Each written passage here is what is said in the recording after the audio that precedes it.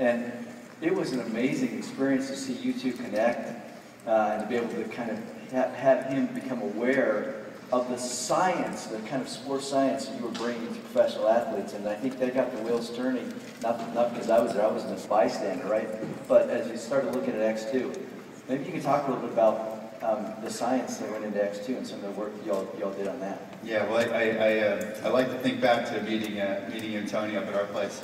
And I just saw Tony when I was running in backstage, and when I see him, I picture him suffering at our place. I remember we put the screws to him when he was when he was in our facility. He was in there with a bunch of pro athletes. Now, careful! There's a lot of these coaches that would actually like to do that to a few of our trainers, right? But with Tony, right away we teased out some of his weaknesses, and he'll probably tell you the same. So once we find those weaknesses on a body, then we say, okay, this is how we're going to build it. And once he could tell that we were pushing on his weaknesses, he said, damn, there's no hiding here. So then he went and did a bunch of push-ups on 4 balls. Challenge some of the youngsters there to see if they could do that. That was yeah. So experience. The way this process worked, once we committed to engage with Beachbody, was that we got some of the core Beachbody people, coaches, executives, up to our facility, and just let them observe what we were doing. And we started dialogue about how the human body works, about what's new in athlete development and in training. Interestingly, there's a lot more to fitness and having a body that works well, other than having low body fat and some aerobic fitness, right? I mean, there's so much more to it, and there's really there's a handful of systems that you could go through with a checklist, and if those systems work well, then you end up having a body that works pretty well, and those are things like ankle dorsiflexion. You have to have mobile ankles.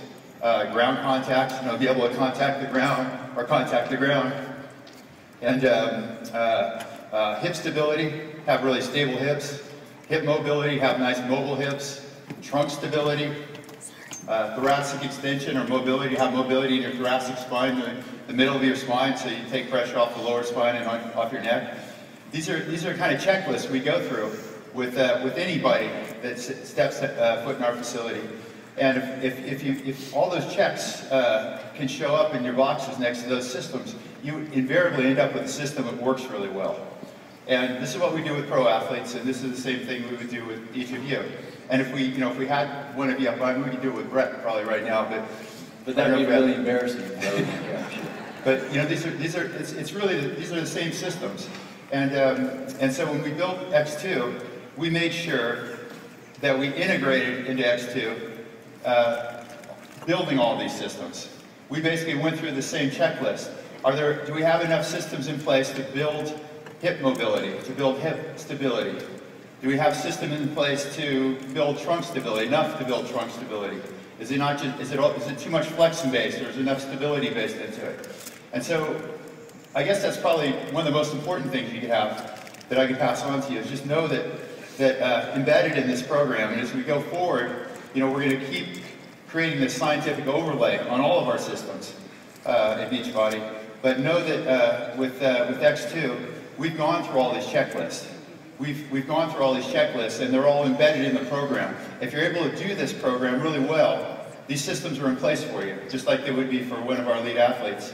And it goes way beyond building muscles that are big or muscles that are strong. It's all about functionality.